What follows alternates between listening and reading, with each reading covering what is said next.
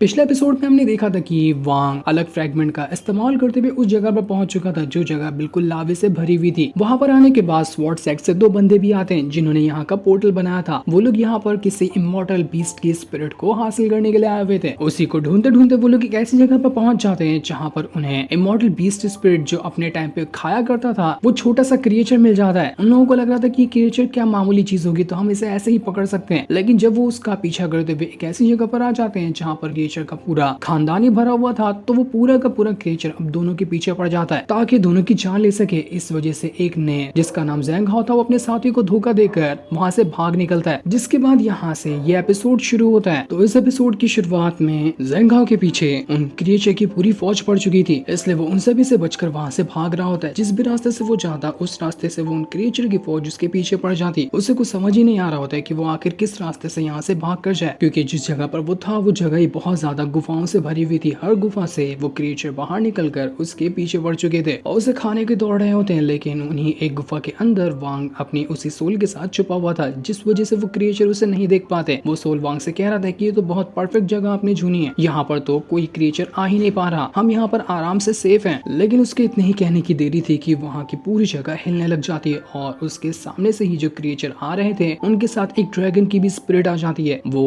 उन्हीं क्रिएचर के साथ आगे बढ़ रही थी। वो स्पिरिट काफी ज्यादा स्ट्रॉन्ग, बहुत ही ज्यादा खतरनाक लग रही होती है। हो सकता है कि यही वो इमॉर्टल बीस्ट की स्पिरिट होगी जिसे ढूंढने के लिए ज़ैंग हाओ यहाँ पर आया था, लेकिन ये स्पिरिट तो बहुत ही ज्यादा खतरनाक थी। तभी कुछ क्रिएचर वहाँ पर वांग को भी देख लेते हैं, इसलिए वांग वहाँ से बचकर भागना शुरू कर देता है। वो सोलो यहाँ पर वांग से कह रहा था कि ये स्पिरिट तो बहुत ज्यादा खतरनाक है, ये तो इमॉर्टल बीस्ट स्पिरिट का खाना है ना, ऐसा लग रहा है कि ये हमें ही अपना खाना बनाकर खा जाएंगे। वांग भागते हुए कह रहा था कि अभी मैं चाहूँ तो यहाँ पर थोड़े बहुत इन क्रिएचर को रोक सकता हूँ, लेकिन इसको रोकने के लिए मुझे अपनी काफी ज्यादा पावर को खर्च करना पड़ेगा, इसलिए मैं अभी यहाँ पर इनसे तो फाइट नहीं करने वाला। जैसे उन क्रिएचर से बचकर वांग भाग रहा था उसे वहां पर सामने एक स्केलेटन दिखा देता है जिसके हाथ में एक बहुत ही हाई लेवल की स्वॉर्ड रखी हुई थी। वो स्केलेटन उसी स्वॉर्ड को संभाल रहा था। वांग फटाक से अपनी पाम टेक्निक का इस्तेमाल करते हुए उस स्वॉर्ड को लेने की कोशिश करता है, क्योंकि वो स्वॉर्ड उसे कमाल की लग रही थी, लेकिन एक ही सेकंड में उसकी पाम टेक्निक वहां पर डिस्ट्रॉय हो जाती है, यानी कि वो जो स्वॉर्ड है वो किसी प्रोटेक्शन के साथ घिरी हुई है। वांग कुछ और भी अटैक करता लेकिन उसके हर एक अटैक नाकाम जा रहे थे। जिस प्रोटेक्शन के साथ वो स्वॉर्ड लगी हुई थी वो प्रोटेक्शन टूटने का नाम ही नहीं ले रहा था। वांग कहता है स्वॉर्ड तो कमाल की है लेकिन इसे हासिल करना बहुत ज्यादा मुश्किल होगा, मेरा हर एक अटैक ये डिस्ट्रॉय करते जा रही है, तो इसे निकालना तो बिल्कुल इम्पॉसिबल के बराबर है। लेकिन वांग को वहां पर गिरा हुआ एक छोटा सा जेड का टुकड़ा मिल जाता है, तो वो यहाँ पर उसी जेड को उठाकर वहां से भागने लग जाता है, क्योंकि उन क्रिएचर को पता चल चुका था वांग यहाँ पर है, तो वो यहीं पे आ रहे थे। वांग को वहां पर जो मिला वो उसे लेकर ही भाग गया। तभी वहां पर वो ड्रैगन भी आ जाता है, मानो कि ये ड्रैगन उसी स्वॉर्ड का गार्डियन था और वांग ने इसे लेने की कोशिश की तो वो ड्रैगन अब भड़क गया। तो जिस रास्ते से वांग गया होता है उसी रास्ते से वो ड्रैगन आगे बढ़ने लग जाता है ताकि वांग को पकड़कर ही मार डाले। वांग जब आगे बढ़ रहा था तो वो कहता है कि ये जितने भी क्रिएचर वगैरह है ना, इनके अंदर कोई खास तरह की डिवाइन कॉन्शियसनेस नहीं है, ऐसा लग रहा है कि बस इनको किसी तरह से कंट्रोल किया जा रहा है। अब वो जो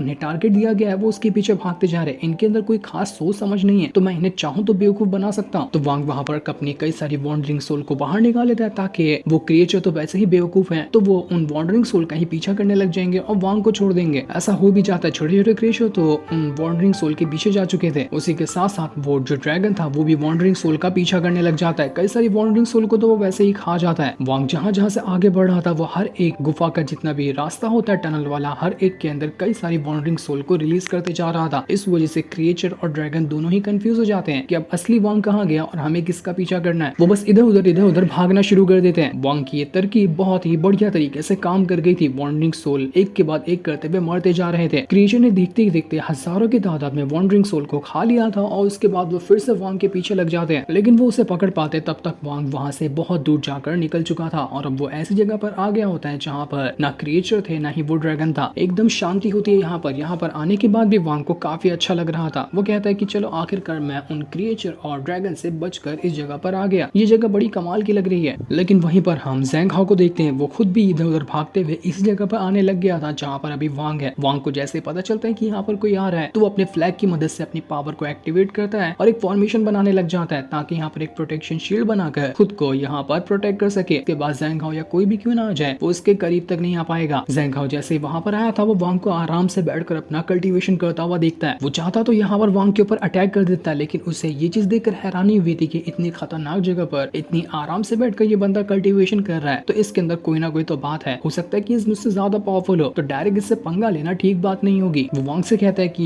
यहाँ पर आने का तुम्हारा भी मकसद वही होगा जो मेरा होगा, क्योंकि मैं भी यहाँ पर सेलेस्टियल पावर को कलेक्ट करने के लिए आया और तुम भी यहाँ पर सेलेस्टियल चीजों को ही कलेक्ट करने के लिए आए होगे। ये सुनकर वांग ज़ेंघाओ से कहता है कि ये देखो, ये जगह जो है ना वो छोटी नहीं है, वो बहुत बड़ी है, लेकिन मैं देख पा रहा हूँ कि तुम काफी टाइम से मेरा पीछा कर रहे हो और मेरा पीछा करते करते ही तुम यहाँ पर आए, तो तुम्हारा मकसद सेलेस्टियल चीजों को हासिल करना नहीं, मेरा पीछा करना था। तो मैं पूछ सकता हूँ कि तुम मेरा पीछा क्यों कर रहे थे? वहाँ पर ज़ेंघाओ जो होता है वो वांग से कह रहा था कि अरे आपको टेंशन लेने की जरूरत नहीं है, मेरा ऐसा कोई गलत टेंशन नहीं था। बस मैं आपको एक बात बताऊं, मैं ना असल में स्वॉर्ड सेट का मेंबर भी नहीं हूँ, मैं तो बस ऐसे ही उनके साथ जुड़ गया था ताकि मैं उनके सेट की जो खास चीजें हैं उन्हें ले सकूं, क्योंकि उनके सेट के पास बहुत ही कमाल की चीजें हैं, उन्हीं की वजह से तो मैं यहाँ तक के पहुंच पाया। वो धीरे धीरे करते हुए वांग की तरफ भी बढ़ते जा रहा था। वांग कहता है कि अगर तुमने एक भी कदम और मेरी तरफ बढ़ाया तो उसके बाद जो मैं एक्शन लूंगा ना उसके बारे में तुम सोच भी नहीं सकते, तो भला इसी में है कि जहाँ खड़े हो वहीं खड़े रह जाओ। ये सुनकर ज़ेंघाओ की फटकर हाथ में आ जाती है, इस वजह से वो अपने कदम पीछे कर लेता है कि नहीं यार, ये मैं एक कदम भी बढ़ाऊंगा तो ये मार डालेगा मुझे। इस बंदे की पावर देखकर तो लग रहा है कि ये सिर्फ ट्रांसफॉर्मेशन ऑफ गॉड लेवल के अर्ली स्टेज पर है, लेकिन इसका ऑरा काफी ज्यादा हाई है। हो सकता है कि इसने अपनी कल्टीवेशन पावर छुपा कर रखी हो और ये मुझसे भी ज्यादा पावरफुल हो। मैं चाहकर भी इसकी ओरिजिनल पावर और इसकी आइडेंटिटी नहीं पहचान पा रहा, क्योंकि इसके पास जो वो हैट है ये मुझे इसके बारे में जानने से कोई भी चीज को रोक रही है, इसलिए मुझे नहीं लगता कि मैं यहाँ पर इसका अभी तो मुकाबला कर पाऊंगा। इसलिए जैसा ये कहता है वैसा ही करना बेहतर होगा। इसलिए वो वहाँ पर वांग से कहता है कि देखो, आप यहाँ पर न सेलेस्टियल चीजों को हासिल करने के लिए आए हैं और मैं भी इस चीज के लिए आया हूँ, तो इस बात को हम दोनों डिनाई नहीं कर सकते। हम दोनों को चीजें चाहिए, लेकिन चीजें उतनी ज्यादा भी नहीं है। यहाँ पर कुछ गिनती चुनती की चीजें हैं, उनमें से पहली चीज है एक फेरी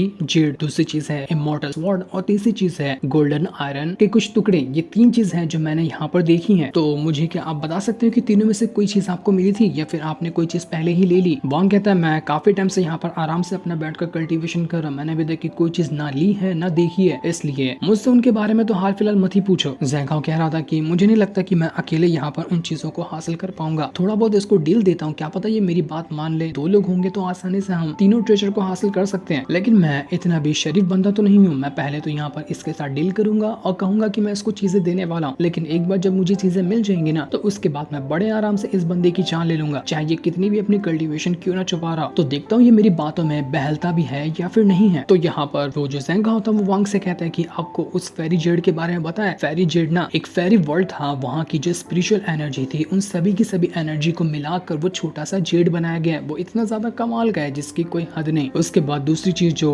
गोल्डन आयरन के कुछ टुकड़े थे, मैं उतना वैसे तो नहीं कह सकता, लेकिन मुझे लगता है कि वो कुछ ना कुछ डिफेंस करने के काम आते हैं। किसी भी खतरनाक टेक्निक से हम उन गोल्डन आयरन की मदद से डिफेंस कर पाएंगे। लेकिन उन तीनों में से जो सबसे खास चीज है ना वो चीज है इमॉर्टल स्वॉर्ड। शायद तुमने आते हुए वो स्वॉर्ड देखी भी होगी। वो स्वॉर्ड बहुत ज्यादा कमाल की है और यहाँ पर ना बहुत सारे क्रिएचर भी घूम रहे हैं, तो उन क्रिएचर का मुकाबला करते हुए कोई अकेला बंदा तीनों ट्रेजर तो नहीं ले सकता। तो मैं क्या सोच रहा था कि हम दोनों यहाँ पर एक टीम बना लेते हैं, आधे आधे ट्रेजर बांट भी लेंगे। वांग कहता है कि मैं तुम्हारी यहाँ पर ऐसी फोकट में मदद क्यों करूँ, तुमने मेरे साथ चीटिंग की या गद्दारी की। तो ज़ेंघाओ जो था वो कहता है कि ठीक है, यहाँ पर ना मैं एक छोटी सी डील करता हूँ, मैं वो इमॉर्टल स्वॉर्ड रख लूंगा और बाकी की जो दोनों चीजें है ना वो आप रख लेना। क्यों, कैसा लगा मेरा ये ऑफर? बढ़िया है ना? तो चलो अब यहाँ से हम तीनों चीजों को लेने के लिए चलते हैं। वांग कहता है मुझे ना तुम्हारी स्वॉर्ड में इंटरेस्ट है ना ही वो बाकी की जो दोनों चीजें हैं उसमें इंटरेस्ट है। मुझे तीनों चीजों में कोई भी इंटरेस्ट नहीं है, मेरा इंटरेस्ट किसी और चीज के अंदर है। क्या मुझे वो चीज दोगे तुम? इस चीज को सुनकर ज़ेंघाओ का वहाँ पर खून खोल रहा था। उसका मन तो कर रहा था कि वो यहीं पे वांग की जान ले ले, लेकिन उसको डर भी लग रहा होता है कि न जाने इसकी कल्टीवेशन पावर क्या है, इसने अपनी पावर छुपा के रखी है तो ये मुझसे काफी ज्यादा आगे भी हो सकता है। वांग वहाँ पर ज़ेंघाओ से कहता है कि देखो, ये जगह तुम भी जानते हो कितनी खतरनाक है और मैं भी जानता हूँ कि कितनी खतरनाक है। यहाँ पर जान का खतरा एनी टाइम लगा रहता है, तो जान लगाने के लिए और जान को खतरे में डालने के लिए मैं दो चीज तो नहीं मांगूंगा, मुझे कुछ और चीज चाहिए। ज़ेंघाओ कहता है तुम मुझसे बोलोगे कि तुम्हें क्या चाहिए, अगर सही लगा तो मैं तुम्हें देने के लिए तैयार हो जाऊंगा। वांग कहता है कि मैंने जब देखा ना कि तुम दोनों यहाँ पर आए थे तो तुम आसानी के साथ स्पेस ड्रिफ्ट से बचते जा रहे थे, तो मुझे कोई ऐसा तरीका चाहिए और मुझे वो टेक्निक सिखा भी दो जिसकी मदद से फ्यूचर में किस भी तरह के स्पेस ड्रिफ्ट बने तो मैं हर एक चीज से बच जाऊं, मुझे वो टेक्निक सीखनी है। ये सुनकर ज़ेंघाओ कहता है कि ठीक है। वो अपने पास से एक जेड निकालते हुए वांग की तरफ बढ़ा देता है कि देखो, ये जो जेड है ना, इस जेड की मदद से तुम वो टेक्निक सीख लोगे जिसके बाद दुनिया का किसी भी तरह का स्पेस ड्रिफ्ट तुम्हारे सामने क्यों ना आ जाए, वो स्पेस ड्रिफ्ट तुम्हारा कुछ नहीं बिगाड़ पाएगा, तुम उससे आसानी से बच जाओगे। वांग कहता है कि ठीक है, तुमने एक चीज दे दिया तो यहाँ पर मेरी आधी बात कंफर्म हो गई, लेकिन पूरी बात कंफर्म करने के लिए मुझे वो पॉट भी चाहिए जिसके अंदर तुम सेलेस्टियल एनर्जी को भरा करते थे। अगर वो दोनों चीज मुझे मिलती है तो मैं तुम्हारी मदद करने के लिए तैयार हूँ और जो तीनों सेलेस्टियल चीजें यहाँ की होंगी वो तुम रख लेना, मुझे उससे कोई मतलब नहीं है।